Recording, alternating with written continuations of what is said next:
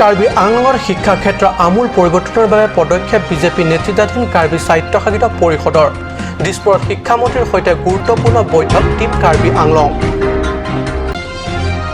Parliament চলোৰ অংশ হিচাপে ধৰ্ণা কাৰ্যসূচীৰ ৰূপায়ণ যন্ত্ৰ মন্তৰত দুই পাৰ্বত্য জিলাৰ কেইবা সহস্ৰ লোকৰ অংশগ্ৰহণে হেম্প ব্ৰেক নোপোৱালৈকে জিৰণি নলওঁ শ্লোগানেৰে কপালে তিলহি প্ৰশাসনত পৰিণত চিলনীজান পানী যোগান আঁচনি বিশুদ্ধ পানী যোগান দিয়াৰ নামত বিভাগীয় বিষয়া কৰ্মচাৰী অৱহেলা খোৱা পানীৰ বাবে হাহাকাৰ ৰাইজ পানী যোগান পাই ফুটি যোৱাৰ আশংকা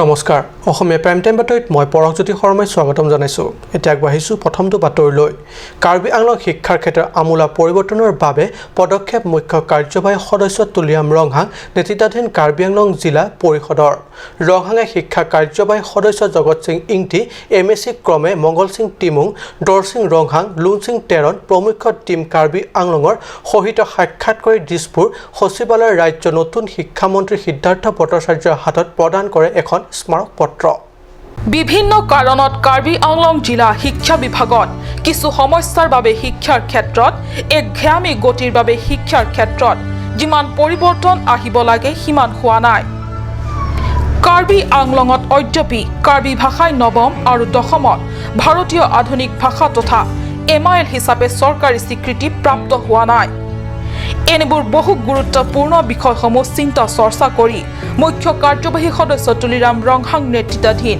টিম কাৰ্বি আংলঙে ২৭ জুলাইত সাক্ষাৎ গ্ৰহণ কৰে শিক্ষামন্ত্ৰী সিদ্ধাৰ্থ ভট্টাচাৰ্যক মন্ত্ৰীগৰাকীৰে সৈতে প্ৰাথমিক শিক্ষা উচ্চ মাধ্যমিক শিক্ষা উচ্চ শিক্ষা ডিফু পলিটেকনিক কাৰ্বি ভাষাৰ শিক্ষকৰ বাবে পদ সৃষ্টি কাৰ্বি ভাষাক আধুনিক ভাৰতীয় ভাষা স্বীকৃতি RMSA, SSA আদিৰ প্ৰসংগৰ উপৰিও কাৰ্বি স্বায়ত্তশাসিত পৰিষদৰ অধীনত পুৰাতত্ত্ব বিভাগ সৃষ্টি তথা স্থাপনৰ প্ৰসংগসমূহ উল্লেখ থকা স্মাৰক পত্ৰ শিক্ষামন্ত্ৰীৰ হাতত প্ৰদান কৰে মংগল ইংঘে ৰিপৰ্ট কাট নিউজ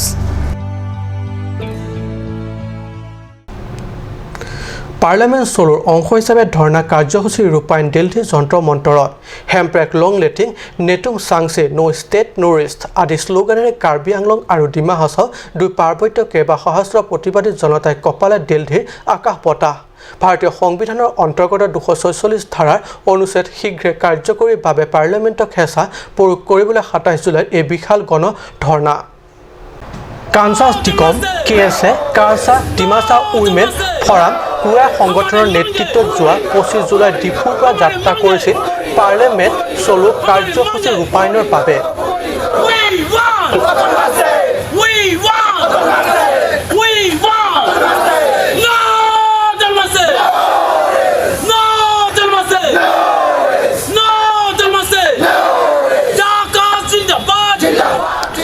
আজিৰ এই যাত্ৰাৰ অংশ হিচাপে দুই পাৰ্বত্য জিলাৰ বিশাল প্ৰতিবাদী জনতাই ৰূপায়ণ কৰিলে ধৰ্ণা কাৰ্যসূচী ভাৰতীয় সংবিধানৰ অন্তৰ্গত ২৪৬ ধাৰাৰ অনুচ্ছেদৰ ভিত্তিত শীঘ্ৰে স্বায়ত্তশাসিত ৰাজ্যৰ দাবী ৰূপায়ণৰ বাবে পাৰ্লিয়ামেণ্টক হেঁচা প্ৰয়োগ কৰিবলৈ এই ধৰ্ণা কাৰ্যসূচী পালন কৰে উল্লেখে ৰিপৰ্ট কাট নিউজ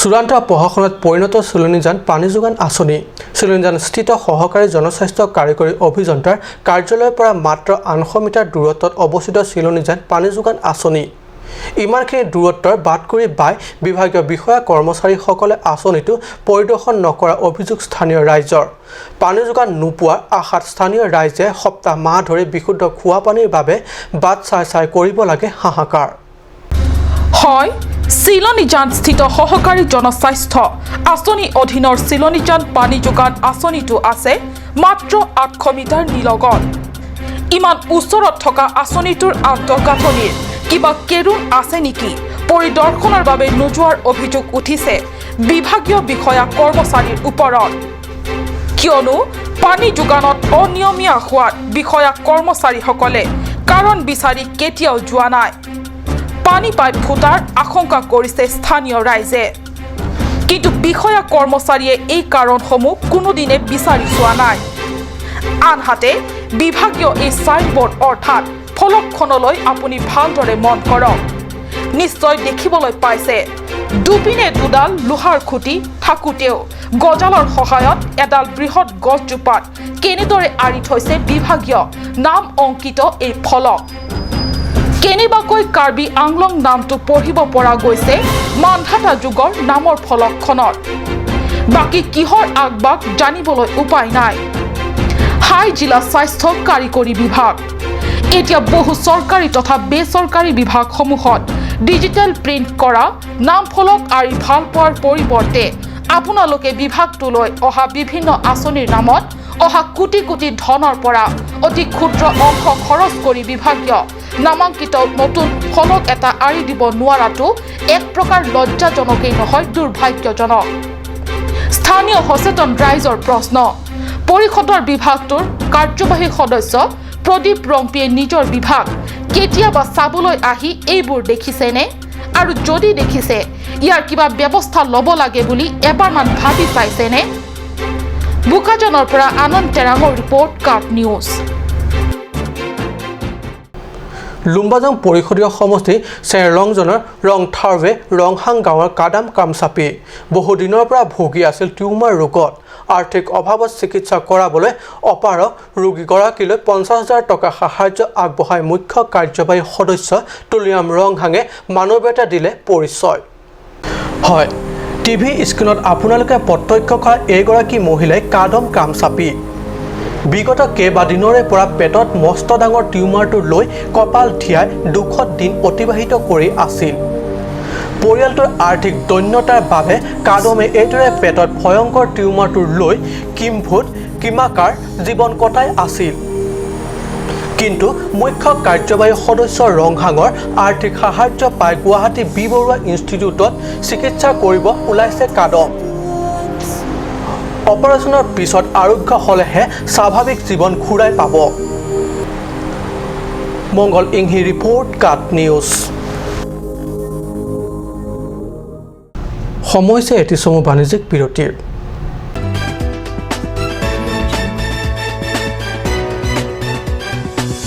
মাননীয় উচ্চতম ন্যায়ালয়ৰ নিৰ্দেশ মৰ্মে 30 জুলাইৰ ভিতৰত সম্পূৰ্ণ খচৰা NRC প্ৰকাশ পাব। এই মুহূৰ্তত মই ৰাজ্যক জনাব বিচাৰিছোঁ যে যিখন তালিকা আমি প্ৰকাশ কৰিম এখন চূড়ান্ত মানে ফাইনেল NRC নহয়, এখন খচৰা NRC হে।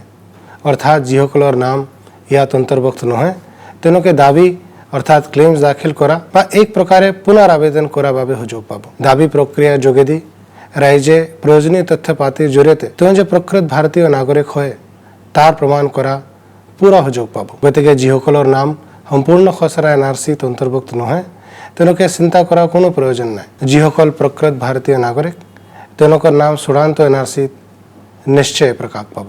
তাৰোপৰি খচৰাখনত অন্তৰ্ভুক্ত লোকসকলৰ নামৰ বানান আদি ভুলকৈ প্ৰকাশ পালে সংশোধনৰ কাৰণেও ৰাইজে সুযোগ পাব। লগতে কোনো অযোগ্য লোকৰ নাম অন্তৰ্ভুক্ত হ'লে তেনে ক্ষেত্ৰত ৰাইজে আপত্তি দাখিল কৰা সুযোগ পাব। দাবী অৰ্থাৎ ক্লেইমছ আৰু আপত্তি অৰ্থাৎ অবজেকশ্যনছ আৰু সংশোধনী অৰ্থাৎ কাৰেকশ্যন এই গোটেই প্ৰক্ৰিয়াটো ৰাইজৰ এটা আইনগত অধিকাৰ। দাবী আপত্তি আপোনাৰ NRC সেৱা কেন্দ্ৰত জমা দিব পাৰিব। ফৰ্মখন ক'ত পাব, কেতিয়া কোন সময়ত জমা কৰিব, এই বিষয়ে আমি কিছুদিনৰ পিছত বেলেগে প্ৰচাৰ কাৰ্যসূচী হাতত ল'ম। আপোনাৰ ঘৰৰ ওচৰৰ ঠাইলৈ গৈ আমাৰ বিষয়াসকলে কেনেকৈ দাবী আপত্তি সংশোধনী ফৰ্ম ভৰাব পাৰে এই বিষয়ে আপোনালোকক সবিশেষ অৱগত কৰিব। আজিকালি যিকোনো পাৰ্টি মানে কাঞ্চ জুচ। বাইদি বেটো কমলাৰটো খাইছিলি না আনাৰসৰটো? পাহাৰীয়া কমলা আৰু আনাৰসৰ পৰা তৈয়াৰ কৰা কাঞ্চ জুচ সম্পূৰ্ণ বিশুদ্ধ। কাঞ্চ জুচ খাওক, জীৱনৰ মজা লওক। Kanch juice. Kanch Assam hill small industries development corporation লিমিটেডৰ পৰা ঘৰত নিত্য প্ৰয়োজনীয় সামগ্ৰীসমূহ আপোনালোকৰ বাবে সাজু কৰা হৈছে। নিত্য প্ৰয়োজনীয় বিবিধ ৰস, ফলৰ ৰস বজাৰৰ দোকানে দোকানে পাব। বিশুদ্ধ খোৱা পানী, আমৰ ৰস, কমলাৰ ৰস, সৰিয়হৰ তেল, হালধিৰ গুড়ি, আমলখিৰ আচাৰ, চিত্ৰনলা, গাজ টেঙা ইত্যাদি অধিক মাত্ৰাত দোকানত পাব।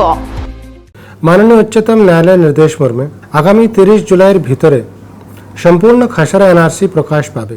এই মুহূর্তে আমি জনসাধারণকে জানাতে চাই যে খসড়া তালিকা প্রকাশিত হতে চলেছে সেটা চূড়ান্ত অর্থাৎ ফাইনাল এনআরসি নয়, এরা শুধু খসড়া এনআরসি, অর্থাৎ যাদের নাম এখানে অন্তর্ভুক্ত হয়নি তাদের দাবি অর্থাৎ ক্লেমস দাখিল করার অথবা এক প্রকার পুনঃ আবেদন করার জন্য সুযোগ থাকবে। দাবি প্রক্রিয়ার দ্বারা জনসাধারণ প্রয়োজনীয় তথ্যাদি দিয়ে তারা যে প্রকৃত ভারতীয় নাগরিক সেটা প্রমাণ করার সম্পূর্ণ সুযোগ পাবেন। সুতরাং যে সকল লোকের নাম সম্পূর্ণ খসড়া এনআরসিতে অন্তর্ভুক্ত হয়নি তাদের চিন্তা করার কোনো প্রয়োজন নেই। প্রকৃত ভারতীয় নাগরিকদের নাম চূড়ান্ত এনআরসিতে নিশ্চিতভাবে প্রকাশ পাবে। তাছাড়া যদি খসড়াতে অন্তর্ভুক্ত লোকদের নামের বানান ইত্যাদি ভুল করে প্রকাশ হয়ে থাকে সেই ধরনের ভুলের সংশোধনের জন্য জনসাধারণ সুযোগ পাবেন। সাথে কোনো অযোগ্য লোকের নাম অন্তর্ভুক্ত হলে সেক্ষেত্রে জনসাধারণ আপত্তি দাখিল করারও সুযোগ পাবেন। দাবি অর্থাৎ ক্লেমস, আপত্তি অর্থাৎ অবজেকশনস এবং সংশোধনী অর্থাৎ কারেকশনস, এই সমস্ত প্রক্রিয়া জনসাধারণের একটি আইনগত অধিকার। দাবি আপত্তি আপনার নির্দিষ্ট এনআরসি সেবা কেন্দ্রে জমা দিতে পারবেন। ফর্ম কোথায় পাবেন, কখন কোন সময় দাবি আপত্তি জমা করবেন এই বিষয়ে আমরা আলাদা করে কয়েকদিন পরে প্রচার কর্মসূচি যোগে ঘোষণা করব। এই সমস্ত প্রক্রিয়া জনসাধারণের অংশগ্রহণের জন্য এনআরসি কর্মচারীগণ বিভিন্ন সার্বজনীন স্থানে সভা ও প্রশিক্ষণ শিবিরের আয়োজন করবে।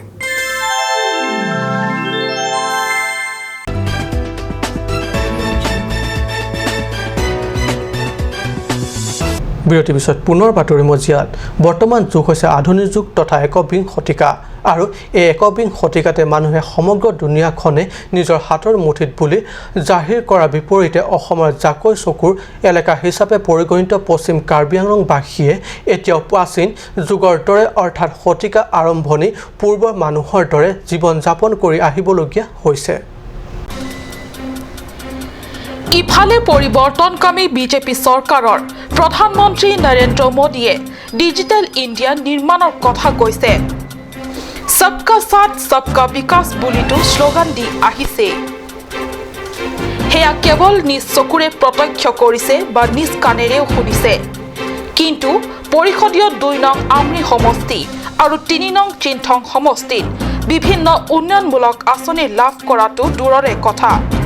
বৰ্তমান দ্ৰুত আৰু জৰুৰী জনসংযোগ মাধ্যম হিচাপে বিশ্বৰ কোটি কোটি মানুহে ব্যৱহাৰ কৰি অহা টেলিফোনৰ ব্যৱস্থা লাভ কৰিবলৈ সক্ষম হোৱা নাই ৰাইজে। মন্ত্ৰী হিমন্ত বিশ্ব শৰ্মাও আহি টেলিফোনৰ টাৱাৰ বহুৱাৰ আশ্বাস দি গ'ল বিগত নিৰ্বাচনৰ সময়ত। কিন্তু আশ্বাস মাথোন আশ্বাস হৈয়ে ৰ'ল।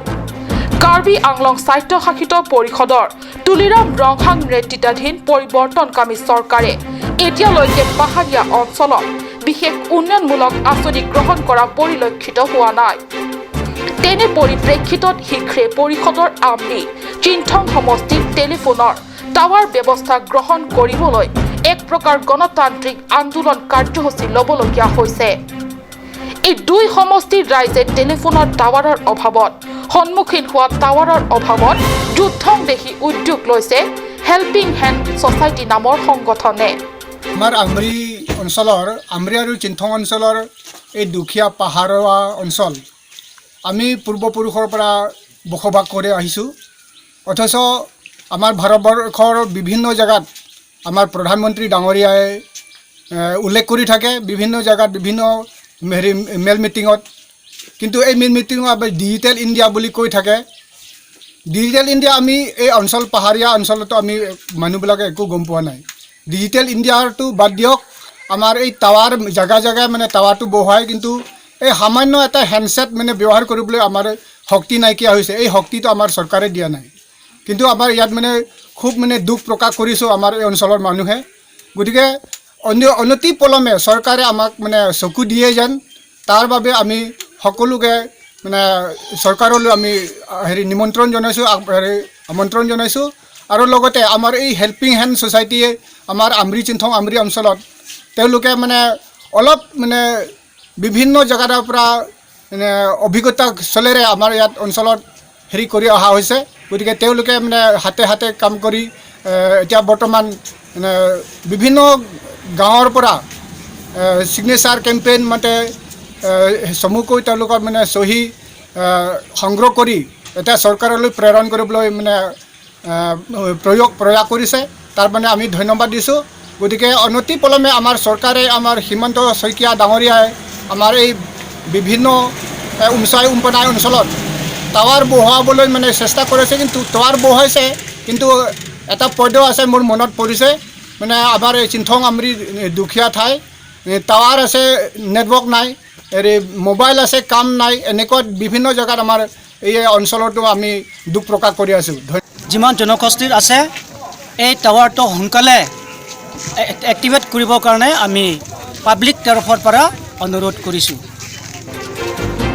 দুয়োখন পৰিষদীয় সমষ্টিত টাৱাৰ স্থাপনৰ ক্ষেত্ৰত চৰকাৰৰ দৃষ্টি আকৰ্ষণ আৰু হেঁচা প্ৰয়োগ কৰিবলৈ গাঁৱে গাঁৱে গৈ স্বাক্ষৰ সংগ্ৰহ অভিযান চলাইছে এতিয়া প্ৰশ্ন হৈছে ৰাজ্য চৰকাৰ কিংবা কাৰ্বি পৰিষদীয় তুলিৰাম ৰংহাং নেতৃত্বাধীন গেৰুৱা চৰকাৰে আমৰি চিন্থং সমষ্টিৰ ৰাইজৰ এই দাবী এই আগ্ৰহৰ প্ৰতি কিমান সন্মান জনায় সেয়াহে লক্ষণীয় হ'ব খেৰনিৰ পৰা বীৰেন ইংখে ৰিপৰ্ট কাট নিউজ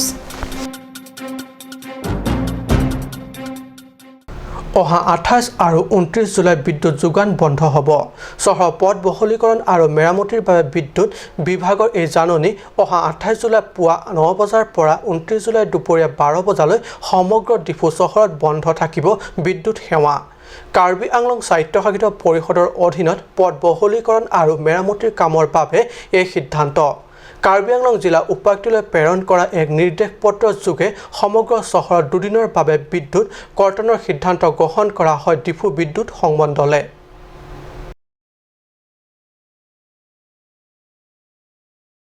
মই কান্দিছোঁ চপৰা চপৰাই খহি পৰে মোৰ দেহৰ মঙ জহি খহি যাব খোজে মোৰ মৰমৰ ঘৰখনি হেৰাই যাব খোজে পথাৰখন এটা হৈছে গানৰ কথা হিয়া মন প্ৰাণ আজৰি নিয়া দৰদী গীতৰ কথা কণ্ঠদান কৰিলে কাৰ্বি আংলং জিলাৰ ডিফুৰে বৰ্তমান ডিফুৰে জীয়ৰী হিয়া নিতুমণি মেধিয়ে আৰু ইয়াৰ লগে লগে মই পৰশজ্যোতি শৰ্মাই কাট নিজৰ বাতৰি মজিয়াৰ পৰা বিদায় লৈছোঁ মই কান্দিছোঁ চপৰা চপৰাই খহি পৰে মোৰ দেহৰ মঙ জহি খহি যাব খোজে মোৰ মৰমৰ ঘৰখনি হেৰাই যাব খোজে পথাৰখন এটা হৈছে গানৰ কথা হিয়া মন প্ৰাণ আজৰি নিয়া দৰদী গীতৰ কথা কণ্ঠদান কৰিলে কাৰ্বি আংলং জিলাৰ ডিফুৰে বৰ্তমান ডিফুৰে জীয়ৰী হিয়া নিতুমণি মেধিয়ে মাজুলীক লৈ লিখা মন প্ৰাণ আজৰি নিয়া গীতৰ কথাৰ লগতে অন্তৰৰ সমস্ত আবেগ ঢালি কণ্ঠদান কৰা উদীয়মান সুগায়িকা হিয়া নিতুমণি মেধিয়ে সদ্য মুক্তিপ্ৰাপ্ত ভিডিঅ' এলবামটিৰ কথা মনৰ কথা ডিফুবাসীৰ ৰাইজক জনাবলৈ যোৱা দেওবাৰে ডিফু কলাকেন্দ্ৰ সংবাদমেল আয়োজন কৰে মই মাজুলী ভিডিঅ' এলবামটি যোৰহাট প্ৰেছ ক্লাবত মুকলি কৰা হৈছিল ডকমকা চেৰাকানি নিবাসী আৰু বৰ্তমান অসম আৰক্ষী বিভাগত কৰ্মৰত আৰু ডিফু আৰক্ষী চাউনি শুক্লেশ্বৰ মেধি আৰু জেউতি মেধিৰ দ্বিতীয় কন্যা সন্তান হিয়া নিতুমণি মেধি অতি কম বয়সৰ পৰা চৰ্চা কৰিছিল সংগীত শিক্ষা আৰু সেই সুবাদতে মেধি পৰিয়ালৰ সুযোগ্য কন্যা হিচাপে কাৰ্বি আংলং জিলাৰ লগতে সমগ্ৰ অসমৰ সংগীত জগতত পৰিচয় দিবলৈ সক্ষম হৈছে হিয়া নিতুমণি মেধি তেওঁ ৰাজ্যৰ ভৌগোলিক পৰিধি পাৰ কৰি ৰাষ্ট্ৰীয় প্ৰেক্ষাপটত জিলিকি উঠক কাট নিজৰ দৰ্শকে এয়া কণ্ঠশিল্পী হিয়া নিতুমণিয়ে কণ্ঠদান কৰা গীত আৰু অভিনীত দৰদী ভিডিঅ' উপভোগ কৰক